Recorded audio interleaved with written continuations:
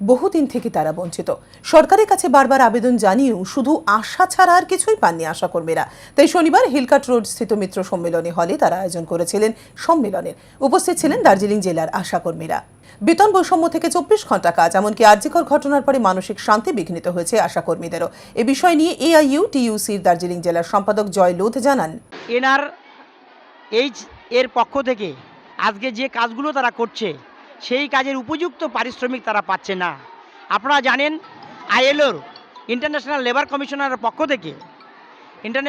কমিশনারের পক্ষ থেকে যেখানে মিনিমাম ওয়েজ আজকে 28,000, সেখানে আজকে আশাদিদের শুধুমাত্র 5,200 টাকা তারা ফিক্সড পাচ্ছে, ইনসেন্টিভ সামান্যতম পাচ্ছে।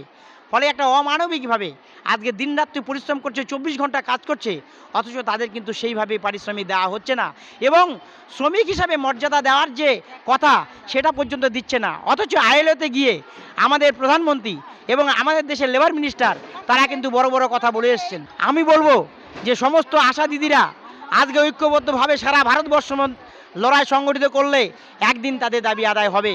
পশ্চিমবঙ্গ আশাকর্মী ইউনিয়নের রাজ্য সম্পাদক ইসমাত আরা খাতুন জানিয়েছেন, আশাকর্মীরা কাজ করে সরকারি স্বাস্থ্যকর্মীর মতন একটা সরকারি স্বাস্থ্য দপ্তরের অধীনে, কিন্তু তাদের জন্য ন্যূনতম সরকারি যে ব্যবস্থা কোনো কিছু নেই। তাদেরকে বলা হয় ভলান্টিয়ার।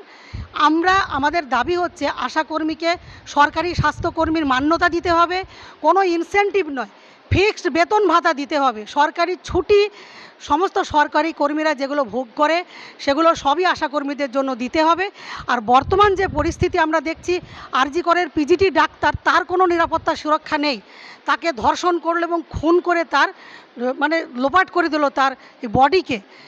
এই আশাকর্মীরাও কর্মক্ষেত্রে তাদের কোনো নিরাপত্তা নেই। আমাদের দাবি হচ্ছে স্বাস্থ্যকর্মীর মান্যতা মর্যাদা দিয়ে কর্মক্ষেত্রে তার সুরক্ষা দেওয়া এবং ন্যূনতম বেতন 26,000 টাকা দিতে হবে। এই দাবি নিয়ে আজকে এই সম্মেলন থেকে আজকে যে কমিটি হবে সেই কমিটি আগামী দিনে এই আন্দোলনকে আরও বৃহত্তর রূপ দেবে, এগিয়ে নিয়ে যাবে পাহাড় এবং সমতল উভয় জায়গাতেই। এটাই আজকে এই সম্মেলনের মূল উদ্দেশ্য।